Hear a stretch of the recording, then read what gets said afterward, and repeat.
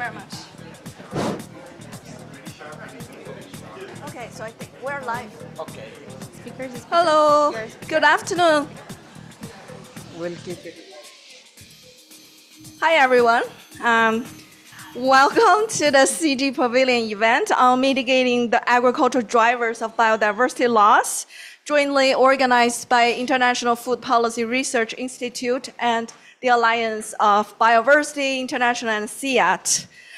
So my name is Wei Zhan. I'm a senior research fellow and at the International Food Policy Research Institute, and I co-lead the CGIAR research initiative on low-emission food systems and directs the Living Lab for People work package. So why is biodiversity important for CG's mission?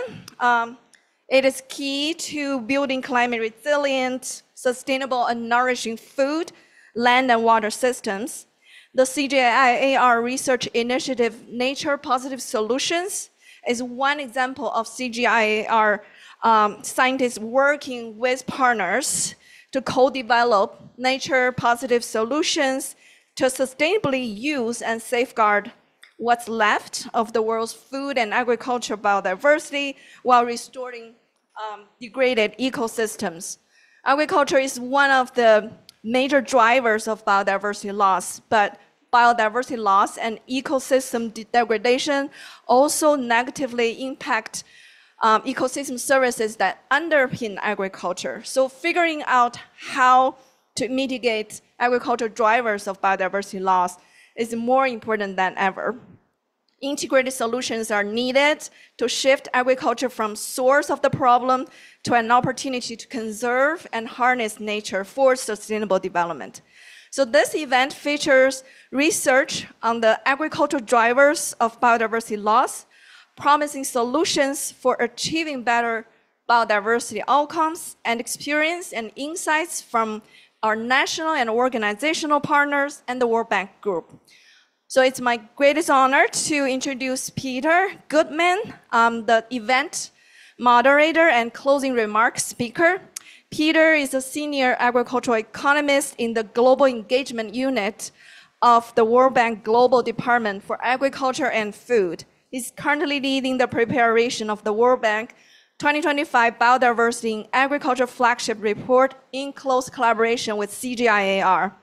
Peter holds a Master of Science degree in Agricultural Economics from Wine College, London University, and has extensive field experience since 1991 in natural resource management investment projects. So Peter, with that, please take over. Thank you. Okay, good to see many of you who were in the previous session. I think we'll sit at this stage. Thanks for joining us again this afternoon for this session. I'm going to be your moderator for the session, but let me just give you a little bit of insights into why we're interested in this work from the side of the World Bank. So the World Bank is currently investing over $4 billion directly in biodiversity projects, which is part of a broader portfolio of $14 billion in environment projects. However, we want to increase our focus on nature, particularly from nature positive outcomes, including from agricultural sector projects. And to do this, we are developing a nature finance tracking methodology to help capture our contributions to nature in a much more systematic way. Of course, we are concerned with protecting nature from agriculture. Agricultural subsidies cause 2.2 million hectares loss of forest a year. Intensification of agriculture is leading to nitrogen and phosphorus runoff, dead zones in downstream coastal and marine ecosystems, and multiple other causes of damage to nature. But we are also interested in protecting nature for agriculture. For example, if you look at the recent Changing Wealth of Nations 2024 report, it shows that the value of water services from forests has declined by about a quarter between 1995 and 2020. And that has an enormous implications for water availability for agriculture. So we need nature for agriculture. Agricultural productivity growth between 2011 and 2020 was almost half that in the previous decade. So we're interested in working with CGIAR to find out how our agricultural practices at the field level, at the field level, the farm level and the landscape level, how are they affecting biodiversity, genetic diversity, species diversity, habitat diversity, and how is this affecting the ecosystem services that are supporting agriculture? So how are our soil management practices affecting soil biodiversity and biodiversity downstream? How is our watershed management affecting climate regulation and water regulation that also affects agriculture? And how is declining genetic diversity affecting the resilience of our agricultural systems to climate change and future shocks? So we're very pleased to be working with CGIAR to understand better which sustainable practices we should be supporting through the investments that we finance, and how we can support governments in repurposing agricultural spending to support these practices to address biodiversity loss. We very much hope that the work that we're doing, that CGIAR are doing, that we're going to talk about today, are going to help us in our standing of the problem, and will inform the report that Wei mentioned that we're going to produce in 2025, which is going to kind of set out our approach to why we think addressing biodiversity loss is so important for agriculture. So with that, let me get to the run of show. What we're going to do is I'm going to introduce the panelists, and then I'll hand over, introduce the panelists. We'll have the panelists from CGIAR, and then I'm going to ask our other panelists from BIF in India and Agrisavia to tell us about their experience. And then we'll ask some questions from the audience. So I really encourage you, if you've got questions at that point, if you've got questions, please save it for then, and we'll be glad to take questions then. And then if we have time, we have a few more questions for the panelists. So let me introduce the panelists. First of all, Carlo Fada, who is the principal scientist at Alliance Biodiversity CIAT, and is leading the Nature Plus initiative. I think we've got on, secondly, I'm not going to read through the entire CVs of all the participants. I think most of you will have seen these, and I think you know Carlo well. Christine Davis, I think we have online, who from IFPRI, who works on innovation extension with IFPRI. Ryan Nering, also from IFPRI, who's doing, amongst other things, some political economy work with IFPRI. Kargeli Masso, who's the director of the Platform for Environment. Oh, you can hear me now. Director of the Platform for Environmental Platform for Environmental Biodiversity Impact. And we're also very pleased to have three representatives from both India and Colombia. I'd like to welcome Sudha Wagle from the BIF India, and Pramodar Takawade from BIF India. They're going to, they'll explain more about their organisation, but BIF is an organisation with huge outreach in India, a non-government organisation which is working with, I believe, about 4 million households in 15 states, 100,000 villages. So they have huge experience in supporting sustainable practices and innovation across India, across a wide range of agriculture. Also, I'd like to welcome Zara Lucia, who's from Agrosavia in Colombia. Agrosavia is a non-profit public organization in Colombia affiliated to the Ministry of Agriculture and Rural Development. They have, I think, 18 research centers across the country, working in Colombia and the Caribbean, working across with 7 innovation networks with public and private sector partners, and again have huge experience in implementing some of these sustainable agricultural practices in the field. So we really look forward to hearing how some of these practices are viewed through the eyes of farmers. With that, let me hand over to Carlo to tell us more about the Nature Plus initiative. Thank you very much. Thank you, Peter. Thank you, Wei. Thank you for the distinguished panelists and for people who have been maybe sacrificing a little bit of the lunchtime to be here with us. So Nature Positive. The Nature Positive initiative is one of the CGIAR initiative. It involves a number of CG centers, including IFPRI, SIP, who are in this room, but then also IITA, CIMI, TICARDA, and IMI. And it builds on the assumption that Nature Positive, a little bit the statistics that Peter was presenting, that agriculture is leading to too much biodiversity loss, too much environmental loss, too much ecosystem loss. And agriculture is the primary source of those losses. And despite the fact that indeed we need to produce more food because population is growing. Just to give an example, when I was born a few years ago in Kenya, there were about 11 million people, and now there are 55 million people. So the need to produce food for this growing population is obviously very big.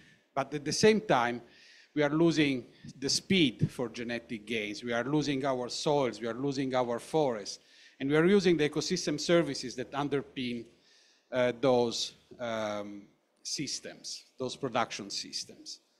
And obviously, the CGIAR doesn't have a magic wand. So we need to work with communities, we need to work with people, we need to work with other stakeholders to be able to understand how together we can address something that is very urgent. Because in addition to the biodiversity and ecosystem service loss, agriculture is also responsible for more than 30% of the greenhouse gas emissions. So it's also responsible for the climate crisis.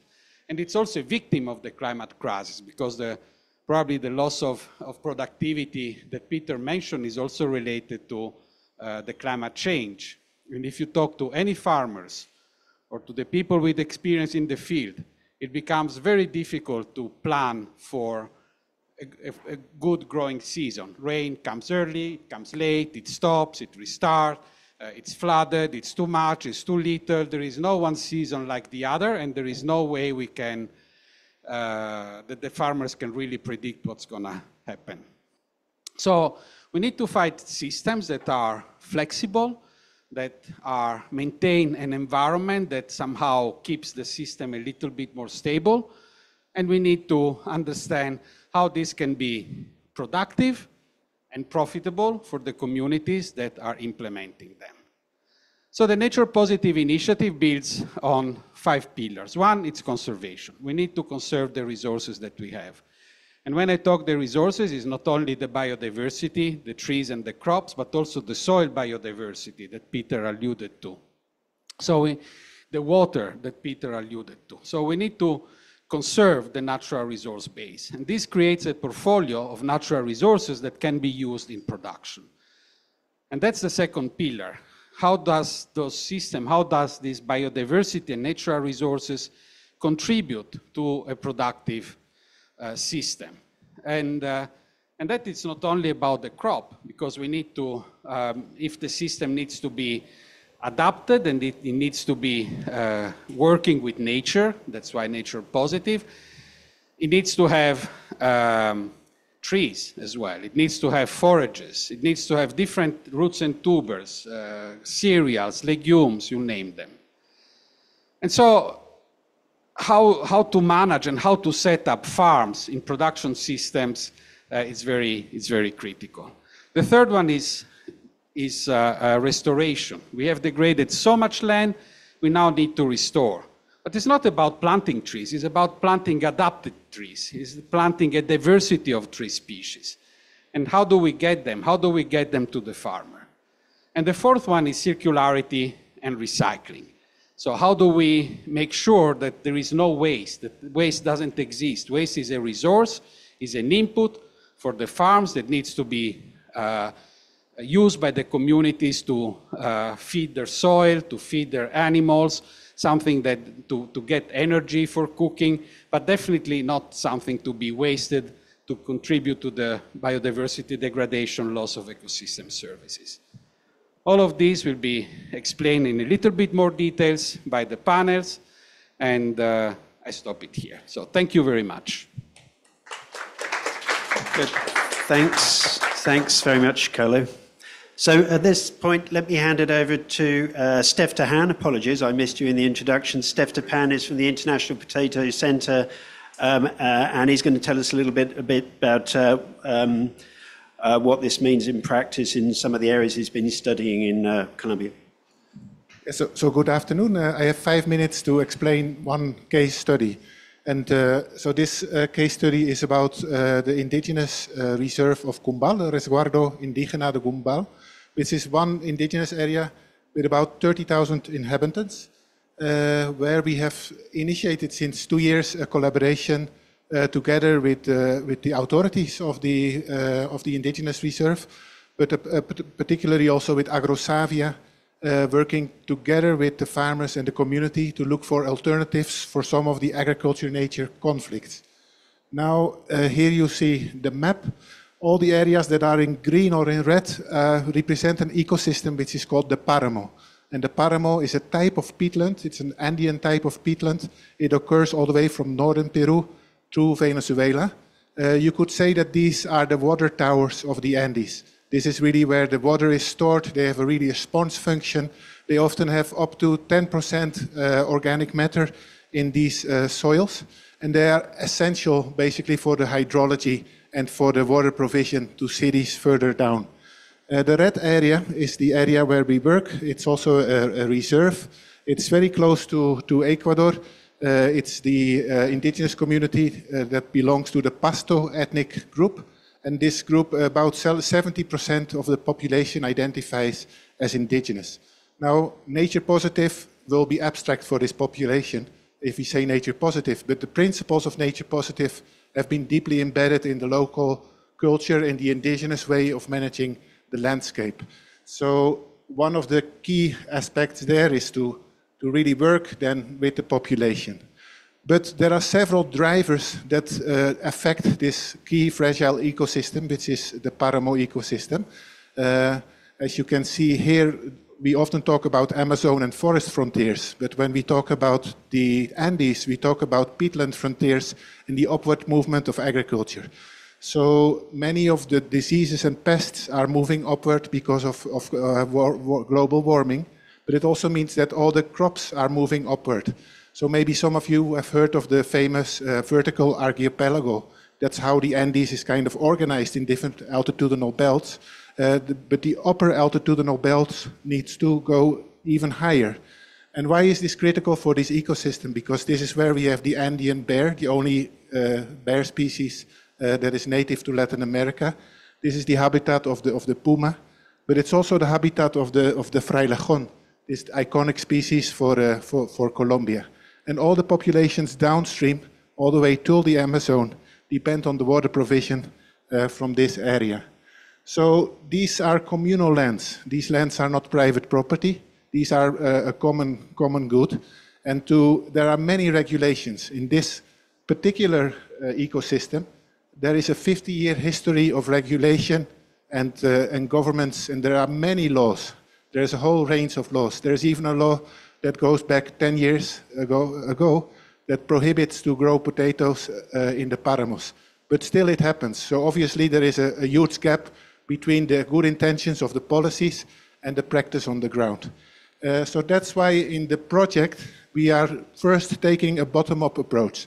So working together with the populations, with the government, through AgroSavia, and the indigenous leaders really to have a dialogue around what can be this change. No? And there is no magic bullet, so we have to start with a menu of options that goes all the way from local governments, environmental education, revaluing the resources that are there. So I will give you 3 examples, and then I think my 5 minutes are up. One thing about this area, which is unique, is the high level of agrobiodiversity. So we studied about 300 households, and all of these households manage a system which is called CGIAR. And CGIAR is a type of home garden. You have the old CGIAR and the new CGIAR, and on average, these systems contain about 38 species on average. They're essential for medicine, wood, and so the modern CGIAR is kind of like a local reinvention of kind of revaluing this system. Essential for food security, but also essential for biodiversity. So we find there 200 types of potatoes, more than 60 types of Andean roots and tuber crops. There is increased demand for these kind of crops also in the city of Pasto. So working with chefs and with people who innovate along the value chain, the idea there is to really have sustainable intensification and to have higher value from that agrobiodiversity for the community and to take the pressure off. The other element is environmental education. So we've started to work with 2 indigenous schools and with the school starting to work on the curriculum and also with home gardens and characterization and cataloging to kind of plant the seed with the next generation to work from this group and start with young people to make the change. The other one is the South-South experience. So we took 2 times already people from Cumbal to other neighboring countries to have exchange about how do ecosystem service payment schemes actually work. And we looked at several types of schemes. One of the schemes is the payment for agrobiodiversity credits. So if you are a guardian farmer and you intensify and you maintain your diversity, how can you get a financial bonus? That model is highly successful among potato farmers in Peru. And so we fomented that exchange. The same, I think, we are aiming to do. There was a Paramo conference two months ago in Quito, and to have that same exchange, but also for payments for water provision services. But this is, there is no single silver bullet, but several activities that we need to do. An important message is that it needs to be bottom-up and involve the community. And the second one is that it needs to be a portfolio of options rather than a single solution. Thank you. Thanks very much, Steph. That's a great experience, very valuable. Let's invite Christine, who's going to talk about some of the specific sustainable practices and an assessment of the economic viability of some of these practices based on a literature review which IFPRI have been working on. Christine, I hope you can join there online. Thanks very much, Peter, and hello to everyone. Sorry, I'm not with you in person. There we are. We can see you. Let's just check we can hear you. Can you hear me? I'm speaking now. We can see you. Yes, now we can hear you and see you. Go ahead. Great. Hi, everyone. Thanks a lot. Yeah, we're talking about sustainable agriculture practices here. And as part of the work, we identified 4 typologies of agriculture, along with the main drivers of nature loss to target action within production landscapes through bundles of sustainable agriculture practices. So there's 3 core areas that sort of drive nature loss or can enhance biodiversity. These are, Peter already mentioned them, the water management, availability and quality of water, soil management, and also pollution and waste.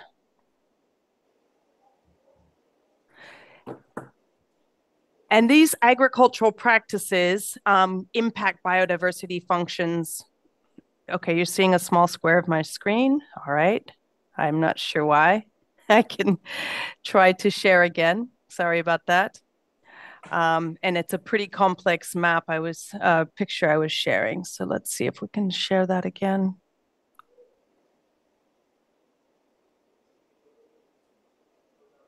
I'm not sure if it's any better yet.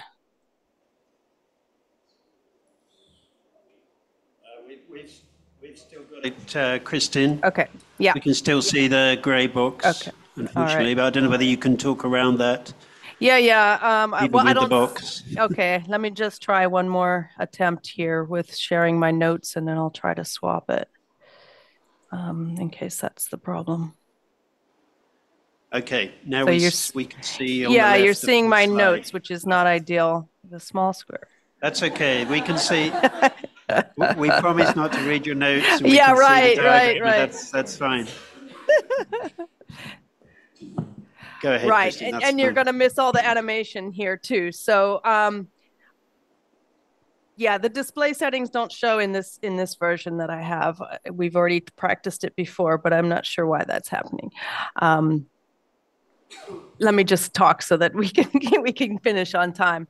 At the bottom of the screen, you see the biodiversity types that are impacted: the ecosystem diversity, species diversity, and genetic diversity.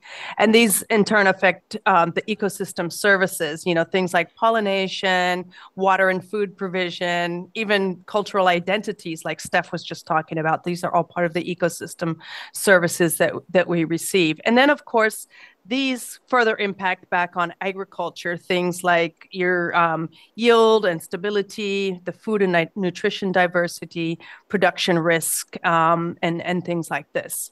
So this is sort of our path to sustainability through the sustainable agricultural practices. We have here, okay, we have here the innovations, the sustainable practices, and the bundles of practices from farm to the landscape level. So bundled under each of these areas: the water conservation and use, things like micro irrigation. Under soil health and soil conservation, we have minimum tillage, mechanical soil and water conservation, and things like this. And then under the waste and pollution reduction, we have a number of practices as well. We have produced 15 notes on these 15 practices that you see here. The notes basically explain what is the practice, what is the evidence for the practice, and how does it affect biodiversity and ecosystem services, and what are the socioeconomic impacts. How can the practice be bundled for improved outcomes? So that's what we have been working on. I just wanted to show you one example. On the minimum tillage, for example, we've got the biophysical changes that come from minimum tillage: the minimum disturbance of soil, enhanced soil organic carbon. These changes in the biophysical realm then enhance biodiversity, right? More arthropods in the soil, more microbes in the soil, which are good. And this then leads us in our path to sustainability, things like crop resistance to pests and diseases, water use efficiency, soil health, and climate change. And then we finally get the socioeconomic impacts, which I think you can see there, that are good for the farmers, for their livelihoods, and economics as well. We then took these practices, as well as some others, and conducted a systematic literature review. We looked at economic indicators, things like yield, cost, profit, revenue, benefit cost ratio, net present value. And if you look here on the screen, we can see the different practices. We've sort of ordered them from the ones that have more positive economic outcomes from the papers that we viewed, to the ones in the middle that had some positive, some negative, and then the ones at the very end are actually bundled practices, so we present them separately.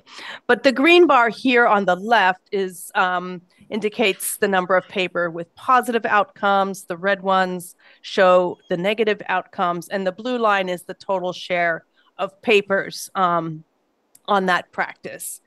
So this graph is not actually implying that some practices are better than others. For example, we have agro-silvopastoralism here on the left. It does report 12 positive outcomes, but it's also the practice that's most represented in the papers. There's 22% of the papers talking about agri-silvopastoralism. Overall, what we see is that there are higher costs to these practices as we start to implement them, but they do have a higher net present value over time, and the initial costs are covered. It doesn't seem to be the case that for all of these things like organic farming and intercropping don't show that same thing. But the take-home message from this graph, and there's a full paper around all this, which hopefully will be out in due course. The most important takeaway is that these practices do perform differently. The outcomes are different for different crops in different agroecosystems and so forth. And so they should be recommended with the context in mind, the agroecological context and the socioeconomic context. So that's just to show you some of the practices. And we just hope that these notes and the economic analysis of the practices is going to provide important information for the World Bank Biodiversity Flagship that was mentioned earlier, as well as to inform researchers, country governments, program implementers, and others about those links between sustainable ag practices, biodiversity, and then economic outcomes for sustainable food systems. So with that, thanks very much, and I'll turn it back to Peter.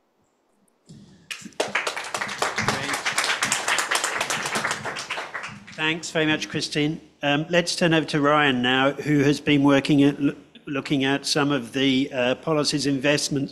cases of policies investments to incentivize adoption of some of these practices. Over to you, Ryan.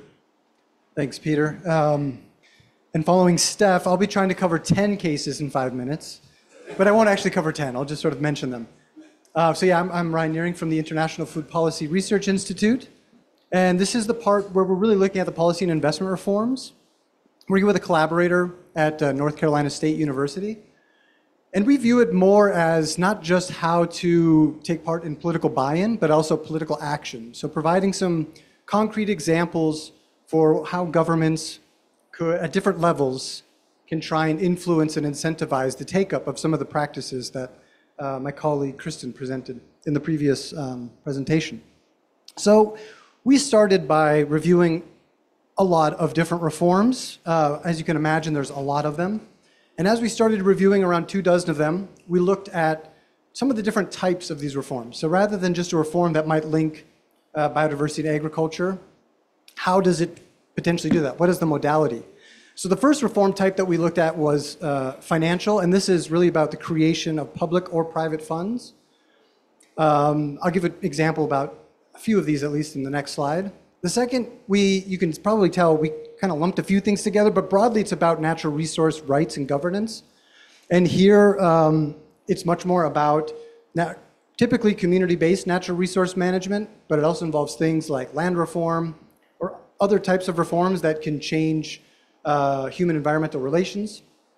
The third one is economic, and it's not necessarily the traditional sense of like an economy, but economic compensation that a government or some other stakeholder might provide for biodiversity compensation.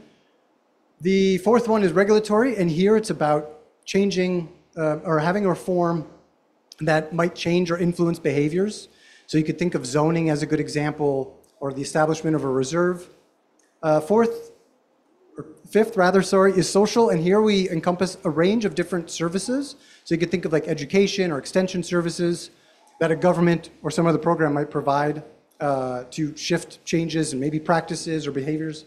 And lastly is institutional. And here again, we're kind of bending the definition of institutions by looking a bit more at organizational change. So you could think of the establishment of, say, a strategy or a national ministry or a task force as a reform that a government might take to curb biodiversity loss.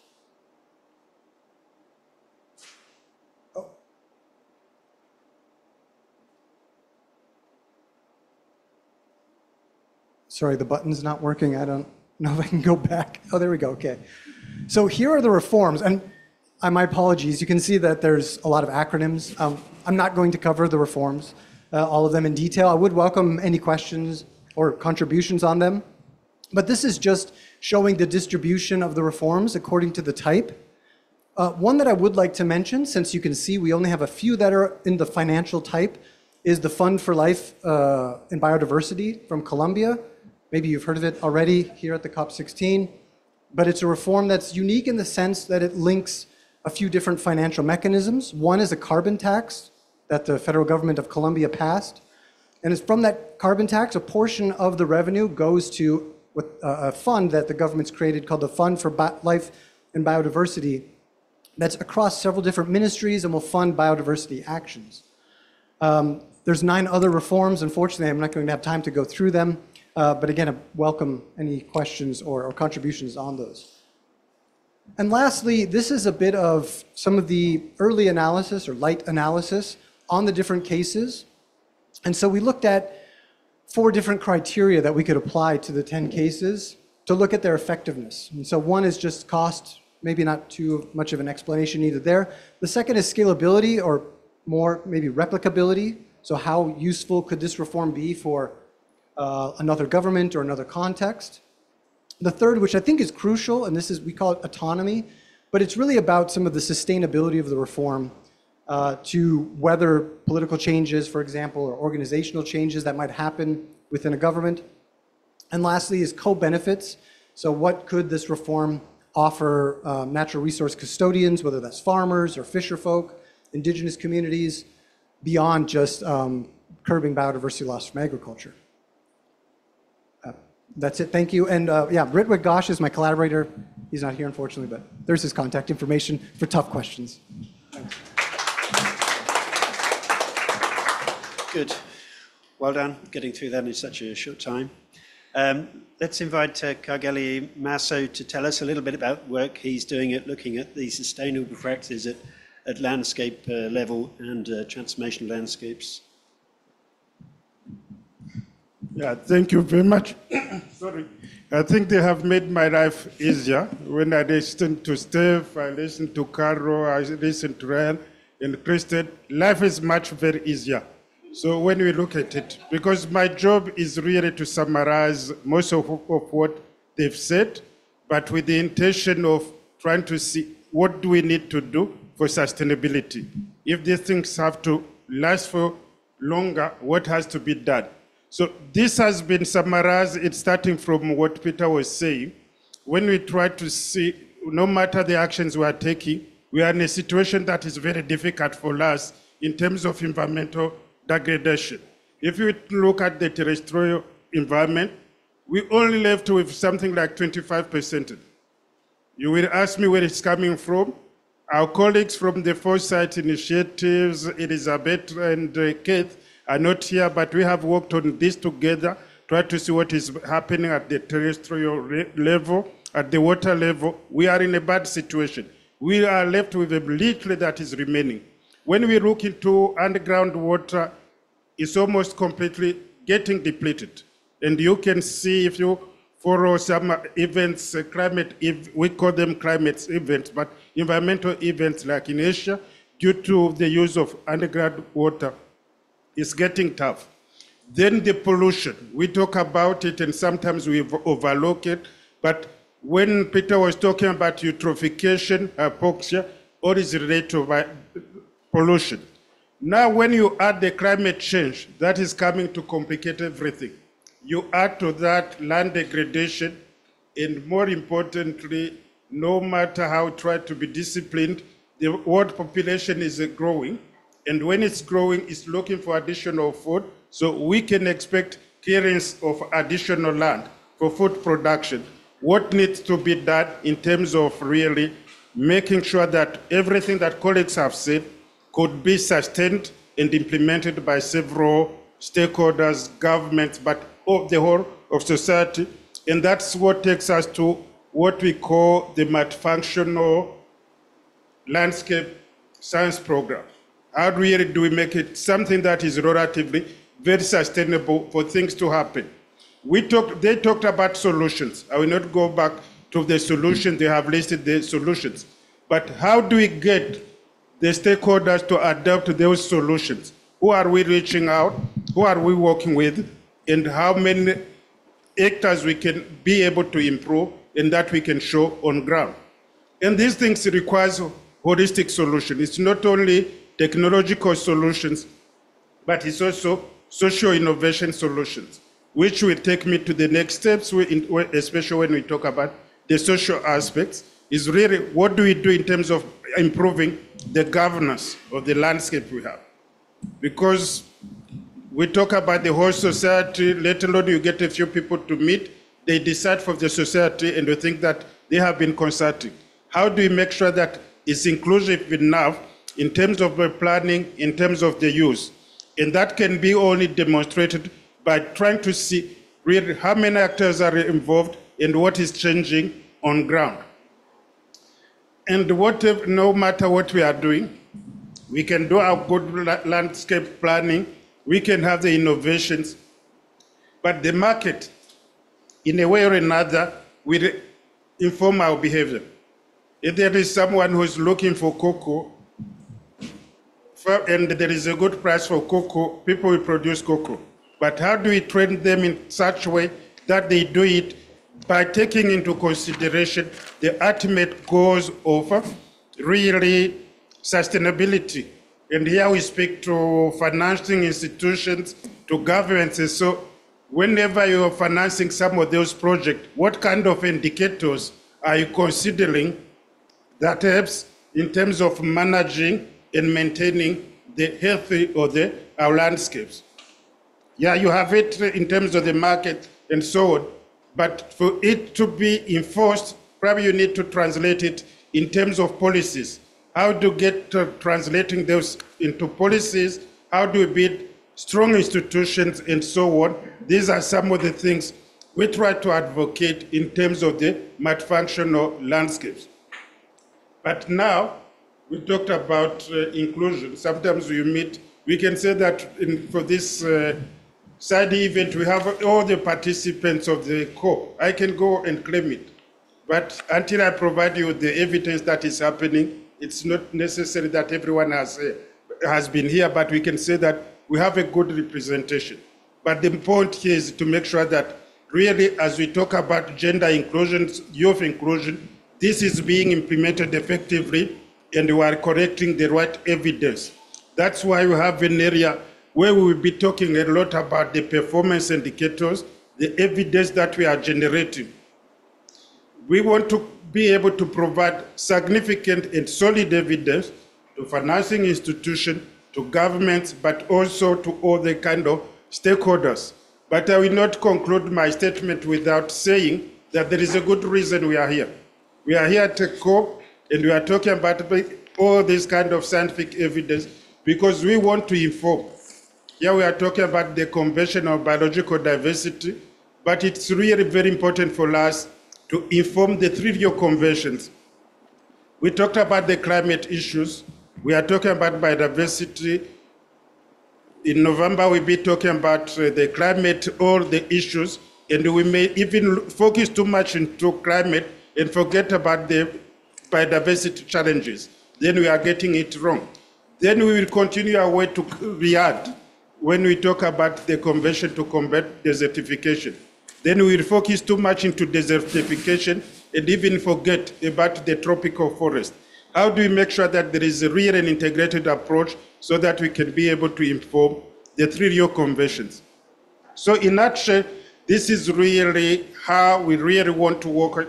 It's work in progress. It's open to get contribution from stakeholders. Really anything that you can be able to recommend to us in terms of strengthening this science program so that we can have something that is sustainable and something that is answering the critical questions we have in terms of the sustainability of our landscapes. We'll be doing a good job in doing it together. I'll pause here and thanks, Peter. Back to you. Thanks very much, Kageli. So now let's invite our panelists to the front. And Carla, I'm just going to kick you off that chair. Maybe you can swap with me. And if our panelists could come to the front. Organise these a little bit.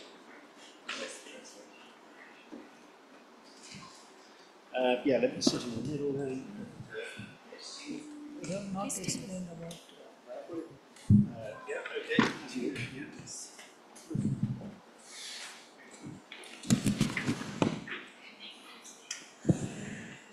So, welcome again to our colleagues Sudhir from AIF India and Prema Kumar. And also thank you for standing in Zahava from Yugoslavia. Let me just start with a general question, which will just go to each of you one at a time, which just allow you to tell us a little bit about your own experience of implementing this on implementing this on a huge scale, trying to implement these sustainable practices on a huge scale in India and in Colombia. So, I mean, what do you see as the challenges and the needs for support to implement some of these practices and to scale them up in India? Over to you, Sudha, and then we'll come to you. Yeah. Kumar. Hello. I'm audible? Yeah. Yeah. So I'm Sudhir from Biop Development Research Foundation. So our founder is Gandhian philosopher. He worked with Gandhiji and started this organization, and we are working almost 15 states of India with the livelihood as one of the aspect. Within livelihood, we have a livestock-based livelihood, crop-based livelihood, agriculture-based, water-centric, then non-farm sector, and we have woman-centric programs. All these programs we are covering almost 15 states, and we are reaching almost 4 million families in 1 lakh villages in India. With the Nature Positive, we are working as a partnership with CGIAR in Maharashtra in 3 districts and 3 clusters. So those majorly, they are told that these are the indigenous community and they are conserving their natures since long. But because of the change in scenario, they are also not going to there. So we are trying to conserve all these things with the help of the community, local community. We have a seed saver community. They are raising the seeds. They are growing the good quality of crops. We identify them. We are characterizing them, and there are different characters of different varieties, different land races, you can say. Some are good in calcium rich, some are climate resilient, some with some micronutrient, more micronutrient, protein rich varieties. All these we are conserving, and we have developed a seed banks, so that seed can be exchanged within the community, so they can use it. Second, there is livestock based. So we are circulating the livestock. So the crop goes as a fodder to the animals. Some residue goes to the field. The animal's dung converted into a gas, a simple gas. The slurry comes into converted into a liquid fertilizer, and the dung can be converted into the organic fertilizers like vermicompost, compost. So it is a circular economy we are trying to develop. And we are also trying to mitigate various climate action changes happening in the village, and we are empowering the community. And there is a big gap between generations. So we are trying to educate the new generation, and there is also gap between the community as well as the people staying in the cities. So because we are talking about nutrition, because food security is there, but nutrition security should be there. So we are trying to reach the cities, to the communities having the land races which is nutrient rich, can be connected to the cities. So these are the different type of initiatives we are working in the clusters, and for last 1 year we have good results are observing, and the community led programs are more sustainable in the nature, and they are the managing, and we are empowering them, and they are leading the program. So that is happening in Maharashtra with the CGIAR. Thank you. Thanks very much. Over to you, Prema Kumar, to talk a little bit about your experience in implementing these sustainable practices, and to tell us a little bit about what you see as the challenges. Yeah. Thank you very much. My colleague already spoke about what BIF is doing for the livelihood of the rural communities. But here I'll more talk about the model on nature positive which has been implemented with the partnership of this Alliance Biouniversity International and CGIAR, ICARDA, and International Water Management Institute. And there are some partners, national partners in this program. So as mentioned by the Carlos, we have 4 work packages, that is conserve, manage, restore and recycle. And here the livestock is integrated with the agriculture, and that is more for the circularity. And if you see, we have this big component under this program is on community-led agrobiodiversity conservation, where we have these seed saver groups, communities for not only conserving, but they are helping how to build up this system at a village level. And also we are documenting some of the good practices, the indigenous knowledge about conservation, then use, and how we can go as a climate resilient program. And along with this agrobiodiversity, crop biodiversity, we also talk about the indigenous breeds of cattle, then goat and poultry. Also we have this non-timber forest species, and all these is an integrated program led by the community, where the conservation we help with the soil and water conservation, measures for the conservation, optimal use, and we also to take up this program in a very formal manner to formalize. We have certain institutions built up at ground level, that is farmer producer organizations. And if you see, this program has been led 2 years back, and we have a good potential out of that, good learning out of that program, and good benefits also. So first thing is, we are conserving the agrobiodiversity through the community. So this is a community-led program which has a sustainable. And second thing, the community gets the benefit when they are conserving. And the second thing, this is a gap between the urban community and rural community. We feel through this, the developing the products and the marketing to the market. Then these communities, they are given exposure to interact with the at various forums. So capacity building program is also there. Second thing, because of these traditional varieties and the resource conservation, so we are building up the ecosystem. So this is very good in climate resilience, and also this program has built on the community-led organizations as well. So these are good learnings out of that. And since this is a multi-stakeholder program, this cannot be done by one single community or one institution. So this is a very good example of multi-stakeholder program. But there are certain challenges, because this program has to be scaled up in other areas as well, and which require the funding for the program implementation, for research, for networking, monitoring, also the capacity building of the team. So these are certain challenges, but this has resulted in a very good sustainable manner, building agri-food system for sustainable use as well as the climate resilience. So thank you very much. Good. Thank you very much.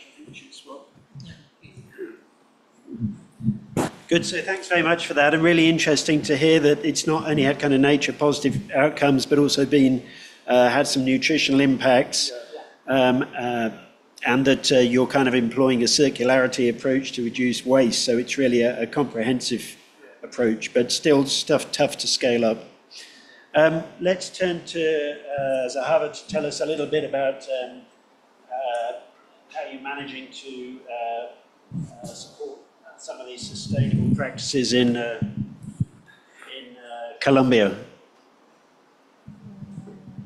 through AgroSavia. Okay. I don't speak English very well, and Steph helped me with the translation. Thank you, Steph. Sí, la escalabilidad, ¿no? ¿Cuál es el desafío para escalar? Sí. Okay. En Colombia, en el marco del proyecto de naturaleza positiva en Cumbal, hemos venido trabajando con las comunidades indígenas pertenecientes al resguardo indígena de Cumbal. Los desafíos son amplios. Tenemos una frontera agrícola que está creciendo y que está avasallando el páramo. Y hemos visto que una de las estrategias para abordarlo es el trabajo colectivo con las comunidades, ¿cierto? La construcción del conocimiento colectivo, dado que las comunidades son las habitantes del territorio y con sus saberes tradicionales, ancestrales, pueden darnos un panorama más amplio de lo que sucede en este territorio, ¿cierto? La primera parte. Yes, so one of the main complications or the challenges in the area, of course, is the upward movement of agriculture, and to co-develop the solutions, we work together with the indigenous communities, and also that's the main way to scale, like to use the local governance and the local organizations. En este orden de ideas, como naturaleza positiva es un concepto tan amplio, ¿cierto? Comenzamos a entender que la construcción colectiva bajo la investigación participativa con las comunidades comienzan a ser parte fundamental para la aplicación de soluciones positivas, ¿cierto? Entender las luchas sociales también donde la economía es difícil, el hambre es fuerte y tenemos un cambio climático que está acabando con la agrobiodiversidad. Entonces comenzamos a entender que las soluciones positivas no solamente son las que de pronto como instituciones podemos llevar, sino las que podemos tal vez entender y construir con las comunidades. Parte de los indicadores climáticos, por ejemplo, en la pérdida de agrobiodiversidad los dan las comunidades, ¿no? Escasez de polinizadores, hay algunas percepciones del clima donde saben que van a venir heladas y nos van a dañar absolutamente todas las semillas que tenemos, pero también dónde debemos sembrar y dónde debemos hacer énfasis en conservar.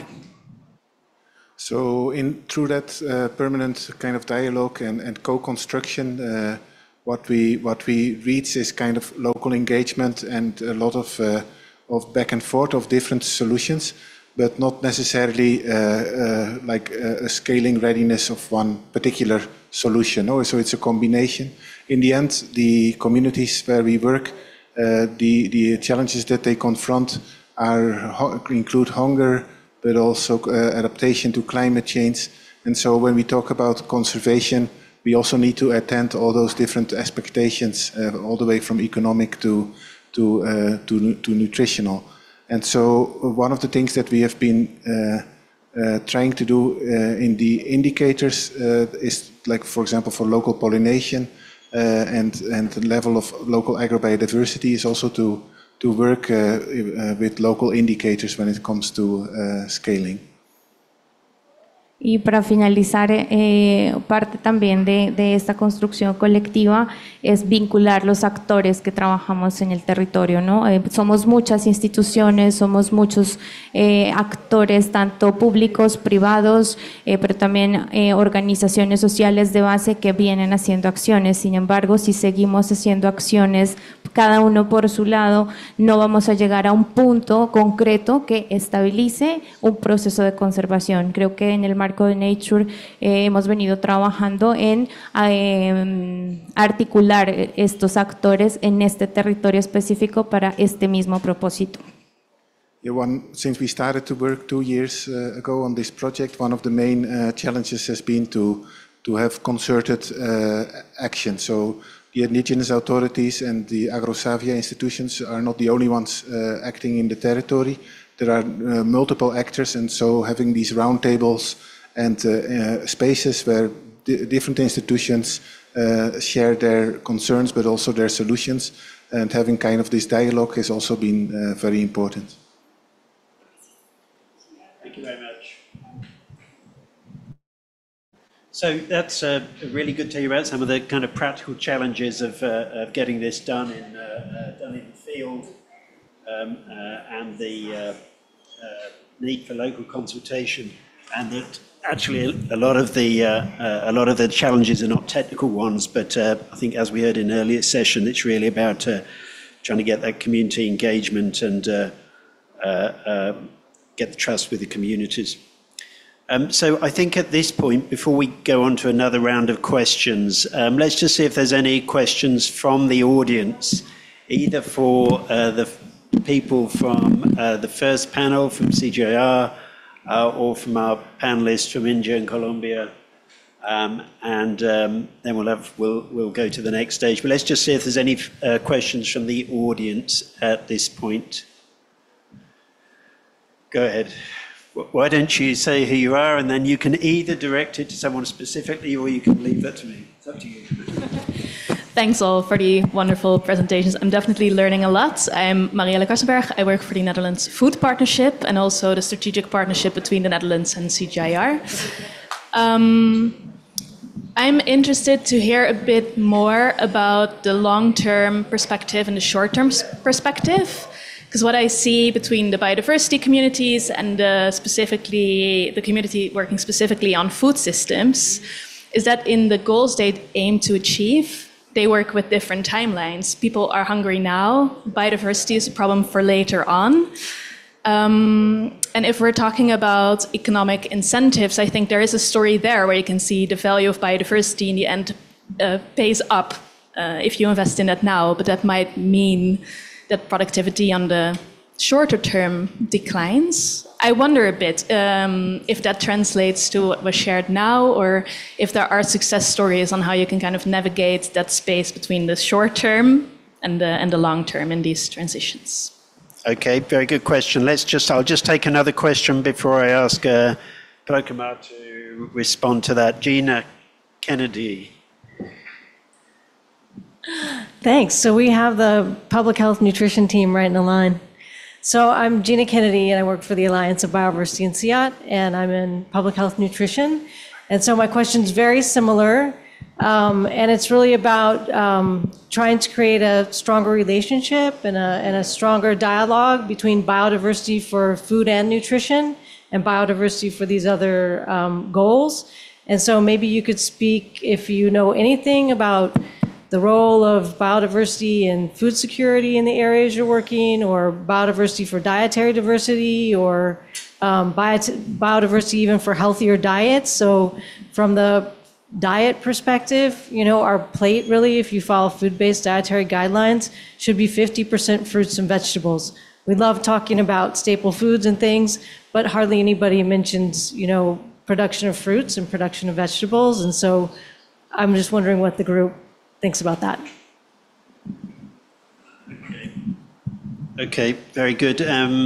Let's answer those two questions before we take any more. Could you take the first one about the kind of long-term and short-term? So very good question that you talked about the short-term and long-term benefits. If you see, particularly in India, we have achieved these the grain production, but we are lacking with the nutritional security. So this agrobiodiversity conservation program, it has led to conserving the traditional varieties which are rich into the nutrients and climate resilient. So one benefit is that we are providing the nutritional food through this program, and second benefit is building the climate. So immediate benefit goes to the community who are conserving, because the nutrition, the communities, they are indigenous people and they are poor people. So they have to get benefit at their own. So they get nutritional security for them, and thereby building the resilience. And the long-term system, because of this integration of these different packages, so we are building the ecosystem, and once we build the ecosystem, that benefits to the every part of that system. So these are the long term. And when we talk about the income, so by this we are, as I mentioned, that we are formalizing how the indigenous and nutritious food we can convert into, or we add values and take it to the dishes of the people who are distant from the communities. So that we are connecting the community who are growing to the community who are deficit into the nutrition. So that is another aspect where we are talking about value addition, and then they get more benefit. So community also get that benefit with increase, you can say, the remuneration based on the nutrition part of that particular variety. So that way, so we are marketing their product, we are based on the this nutritive value and not by the quantum. So because as he mentioned that there are some varieties, they are good for the not only the nutrition, but they have some properties which are to be, for example, some varieties of rice, they are good for the bones. So some of the varieties, they are good for the diabetic people. So if you are providing this food into their diet, naturally we are reducing the cost on the medicines and all these things. So that is also benefit to the community. So one is the economic benefit, second is the environmental benefit. So environmental benefit, they are long term and sustainable, and that is what we are building the resilience and climate rich agri-food system through this program. I hope I have answered you. Good. Yeah. Carla, could you elaborate a little bit on whether we can get these nutritional outcomes when we're also aiming for biodiversity outcomes? Yeah, I think that's really part. I mean, the type of work that we do is very much nutrition sensitive. So apart from what we are doing in India, where you have a variety of trees that provide fruits, we have vegetables, we have legumes, we have cereals. So it's really a combination of different crops and type of food. Similar work we are doing in Kenya, where we are doing these aggregated farms which have agroforestry components with fruits. We have animals, fish ponds, poultry. We have vegetable gardens for the vegetables. So all is done with nutrition in mind. I would like also to respond a little bit on the short-term, long-term. So one of the strategy, which didn't have time to elaborate, is to restore the degraded land, which basically means that you bring back land to production, which now is not. And you do that, for example, through forages. So you are supporting the livestock part with the forages, or planting trees that can restore and regenerate the soil. So what that means is that theoretically, and we are starting and we will monitor that and we're looking what's going to happen, is that you will have more land for production by bringing back the degraded land, which theoretically can compensate for the initial drop that you could see when you use more natural farming or organic farming. But we also have experienced that the drop of production can be reduced. So initially, like 10, 15 years ago, they were talking about 5 years of reduced production. Now in some papers they talk about 2 years. So the productivity recovers much faster because, of course, we understand better the system, the ecosystem services, the dynamics, the nutrient cycles, etc. So we really, I mean, since we are the CGIAR, we really try to work in reducing as much as we can, whatever drop is in there, try to compensate with more land under production. But then, of course, we need investment. We need the government to support, and if needs come to compensate farmers for the drop for a greater good after 2-3 years, obviously that needs to be considered. Steph, and then we've got another question here. Just Yes. let Steph add a quick point on this, Yes, and then we'll go to I wanted to also respond to Gina's question, because I think it's really key. And I think like Carlos said, we have a nutrition-sensitive lens. But also, once you start to work with agrobiodiversity and diversifying the systems, there is a deeper lens that we need to take with nutrition, which I feel is not yet covered. For example, when we look at Kumbala, the chakra system, you have like a complex system with 40 different species. They provide food in 12 months of the year in different seasons. We hardly understand how important they are to cope with seasonality and shortness. For example, within the chakra system, we find one particular species, 200 land races. What does it mean to have 200 land races in your diet, no? And how do they complement each other in terms of the varietal mixtures? And then also the hypothesis that we have that once you foment bioeconomy, so you bring diversity to the market in a system where the average farm size is 0.8, 1 hectare, where the carrying capacity is very low. So how much from that return, from that economic return is actually reinvested then? By promoting biodiversity and marketing biodiversity, how much does come back in a better nutrition? So we know a lot, but there is still a lot to be answered as well. Good. And adding to, I'm sorry. No, go ahead. I also work in Cumbal, and adding on that note and on the nutrition note, what happens in Cumbal is that they are really micro farms. Most of each of the land holding is dedicated to cattle raising for milk. So one of the ideas is, and everybody knows that farming for dairy milk is really bad for the environment, bad for the paramo, bad for contaminating waters. And many women in particular really have the aspiration of regaining more land away from the dairy milk production to dedicate to CGIAR, to this more diverse plot of land that Steph has described. Of course, not everybody has the very high numbers of diversity that Steph has shared with us. Those are some of the extraordinary families. The point is that there is a very important aspiration by women of having a more diversified farm and a larger farm. To be able to do that, of course, they need more land. And this is where there is a very important role for us too. And they are very concerned about the fact that the youth really don't know very much about the traditional crops, much less about the diversity, and they are consuming too many over-processed foods. So anyway, in essence, there is a very good space to do our interventions.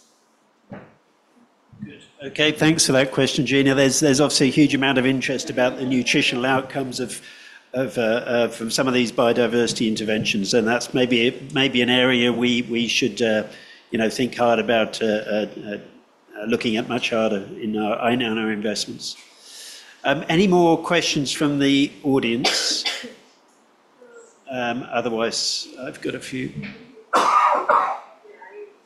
Oh, please go ahead. Yep. My name is Maria Wright. I did a study of the first study like more than 30 years ago of the edible foods of the Amazon, Peruvian Amazon region. And I did explorations and, work with botanists, biologists, trying to do the catalogs of the edible foods. And with the Missouri Botanical Garden, I work on a project, for more than 300 tropical fruits of the Amazon region. And some of the concerns are that because over the years with the fires and all these environmental happenings, what is happening to the actual catalog? Is it still there? And there is displacement and also deforestation taking place and these other things. So it seems like we have to be vigilant of the genetic resources, and also the gene banks, is a really good thing that we need to do, like the crab trust, and some of those, and the CGIAR, of course. But also the planning. I know that there is right now the Alliance for Biodiversity and the CIAT and the USDA, the United States Department of Agriculture, and the Rockefeller Foundation have a project based on those fruits, to study them at all levels. So I think in the future we can plan better, and to try to restore ecosystems in a better fashion, once we have all these needed tools, I guess, for the future. So I feel optimistic about it. So that's my take on food security. Thanks so much. So those are actually, a lot of those actually go to food crops in forests that have been lost through deforestation. Very good point. Any others from the audience? Gentleman at the back there. Appreciate it. I'm Pablo Fala, National Hemp Association. And I'm not sure if you guys know, because we can plant a seed and 7 days after, you got 32.7% protein on it.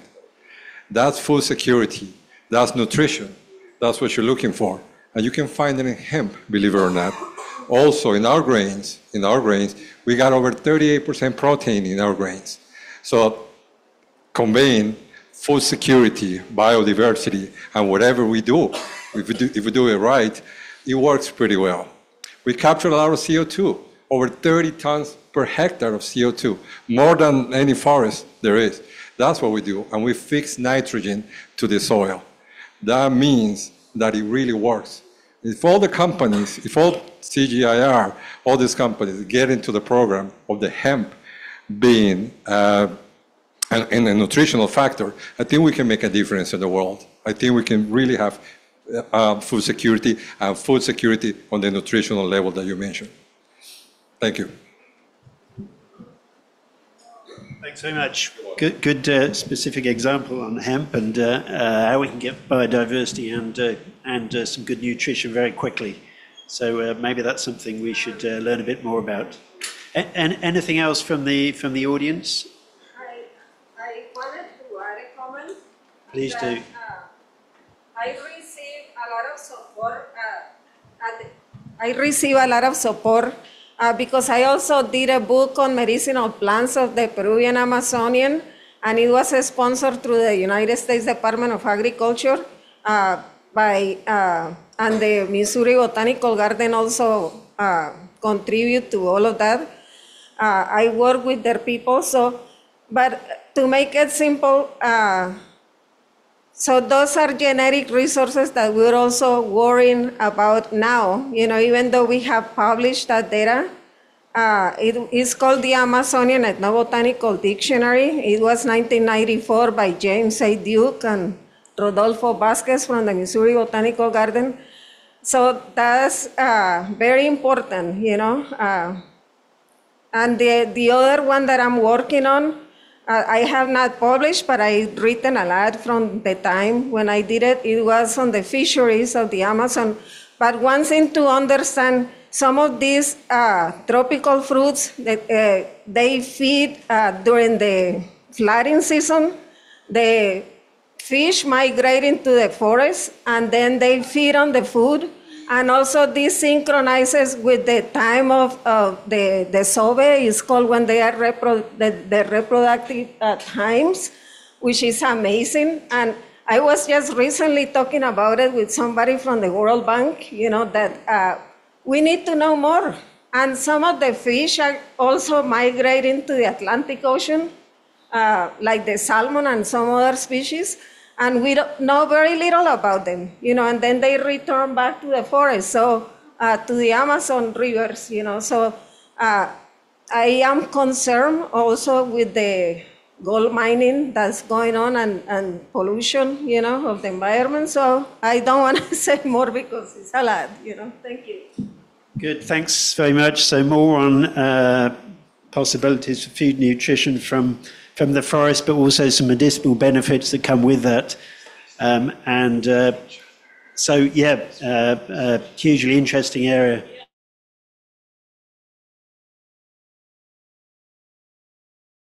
About today, medicinal benefits of some of these, of biodiversity.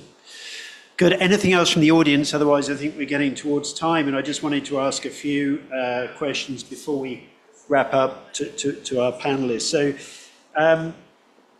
Sudek, could I just put a question to you? What kinds of I think we covered this question actually a little bit. It was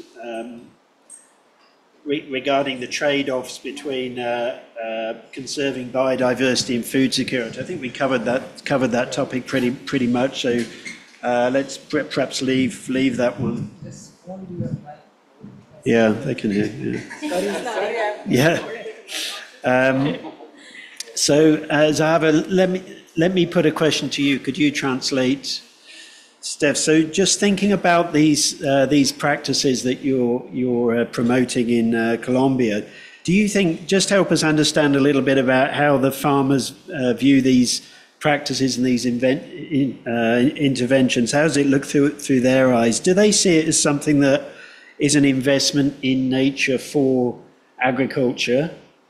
Or do they think that, we're promoting practices which support nature, which are actually really mainly for the benefit for other people in society, and maybe they should be paying for it? Do they really see the importance of nature for agriculture, or do they see this more as kind of a part of an environmental movement which they don't see the benefits of? Sí, entonces la pregunta es cómo la población local percibe estas soluciones positivas para la naturaleza y producción en agricultura. ¿Lo perciben realmente como beneficioso para la agricultura o más bien beneficioso para el mundo externo que predica este tipo de prácticas? Gracias, Steph.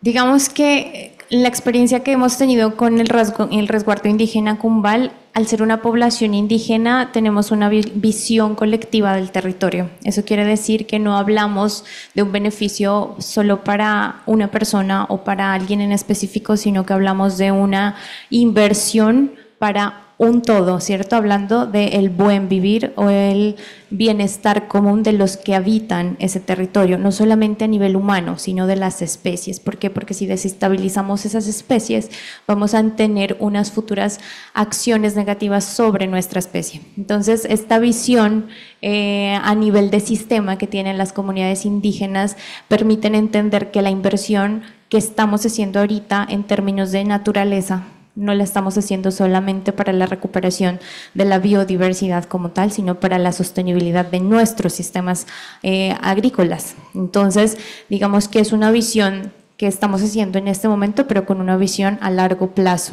Y no solamente para una actividad agrícola, porque digamos que el factor económico se convierte en uno de los que implican el buen vivir, ¿no? Porque buen vivir también es tener agua disponible, agua limpia, un aire puro que respirar, y también significa tener una disponibilidad de diversos alimentos para que las condiciones de la salud de las poblaciones sean estables y duraderas. The fact that the project in AgroSavia and all the partners work in an indigenous reserve also means that some of these concepts and how the people see it, they may see it quite differently. And so one of those elements is not necessarily that it only benefits agriculture or that it benefits persons outside of the landscape, but that it's more like the connectedness of the landscape and all the resources in the landscape. So the indigenous territory, because it's an indigenous territory, people perceive it as it's mostly managed as a common good. So also the property, and the other aspect is like how people perceive our interventions and the desired outcomes. So it's not only for benefiting one person, but it goes very much together with this concept of living well, which is a concept that in Latin America is also quite established, like living well, not only having income, but also having like a quality of life if you live in a community with where people share resources. Okay, so this means they really see the benefits for them and their community and the people within their own landscape. Does that mean then we should be putting our money into kind of knowledge and awareness and building capacity for these interventions? And is what you're saying that really the people are willing to invest in it themselves with a little bit of support? That it's not necessarily dependent on a lot of external money to sustain those practices. That if you give a little bit of initial support, awareness and capacity building, that the people themselves will invest in it. La pregunta que hace Peter es si como ya hay esta base y un beneficio percibido localmente que está muy aceptado, entonces sería la situación que ellos no requieran mucho financiamiento desde afuera, que solamente sería un poquito de apoyo, pero realmente un nivel muy grande de financiamiento no sería apropiado para este tipo de territorios. Todo lo contrario, yo creo que tenemos que tener una gran inversión, porque digamos que lo que nosotros hemos visto y evidenciado es que hay una reducción impresionante de agrobiodiversidad, y no solamente de especies dedicadas a la agricultura, sino que el territorio disponible para diversidad tanto de páramos como de otros ecosistemas estratégicos se está reduciendo por la presión de un modelo económico a gran escala que nos está avasallando, ¿cierto? Y que está reduciendo el espacio que habitan estas comunidades. Entonces, ¿cómo encontramos ese equilibrio entre estas pequeñas comunidades que están haciendo un trabajo interesante de protección de la biodiversidad, pero también que puedan tener un sustento económico que garantice su permanencia y pervivencia en el tiempo? Eso no es solamente una inversión corta, creo que es una inversión a gran escala donde tenemos que entrar a participar actores públicos, privados, organizaciones de la sociedad civil y vincular a la política pública de la nación, porque si no vinculamos a la política pública de la nación, la financiación también a largo plazo se ve en riesgo. Esto no es solamente un tema en donde queremos que mantengan y sostengan ese espacio, no, es que dependemos todos los que habitamos en las grandes ciudades de los alimentos, ¿cierto? Entonces también dependemos del agua y, por ejemplo, para nuestro caso en Colombia, quienes estamos acá, tuvimos hace poco una crisis fuerte de sequías, donde en Bogotá tenemos racionamientos de 2 veces al mes. Entonces, esta es una evidencia de que la inversión tiene que ser desde muchas fuentes de financiación, pero también esperamos que esto pueda generar unas retribuciones a corto, mediano y largo plazo. Sahara's answer is, she started with, it's quite the contrary. So these kind of territories require higher levels of investment, but not so much the investment of making people aware of nature-based solutions and the logic of nature-based solutions, because that is already there. But given that the amount of biodiversity that they have conserved, that is at the risk of getting lost, the fragmentation of the land, the water services they provide to the cities further below, and as you mentioned, Bogotá as an example, where currently water is being rationed because of these peatlands drying out, but also the carbon in the soil.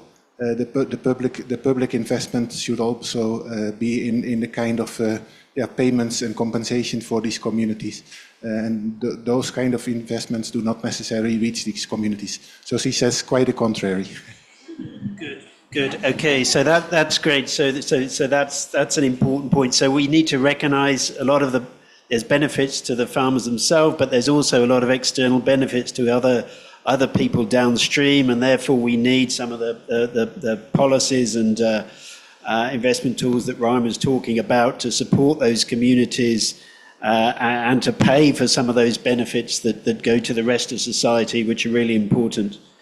So thanks very much. I think we need to wrap up at this point. We've got about a minute left, but so let me just leave you with a few thoughts. I think Kageli raised an important point that, you know, we're moving on now from, or we're not moving on, but we're broadening our perspective from climate smart agriculture to actually looking at a much broader set of outcomes now, nature positive outcomes for biodiversity. We need to start taking a much broader perspective. Gina brought some interesting discussion in about that actually through investment in biodiversity, we have a whole load of other important benefits. I don't know whether you'd call them co-benefits in terms of nutrition, So we can achieve a lot more than just simply biodiversity, actually by investing in biodiversity. Let me just leave you with a thought that maybe as we, particularly with climate change and with land degradation and so on, as the value of some of our natural assets is declining, the value, the viability and the value of some of these sustainable practices is going to go up, and they may in fact start to become even more economically viable where they're not now. As we face, as we're trying to farm with, in some cases, with kind of rapidly declining land assets and natural resources. So perhaps the economics of some of these sustainable practices may actually change over time. I'd just like to thank all our participants who came from India, sharing their vast experience in India of implementing these solutions and telling us about some of the challenges of scaling this up. And thanks very much to you for stepping in at the last minute and telling us about some of the challenges of implementing these practices in Colombia. And thanks to our colleague from CGIAR. Thank you very much, and thank you to everyone in the audience for your questions.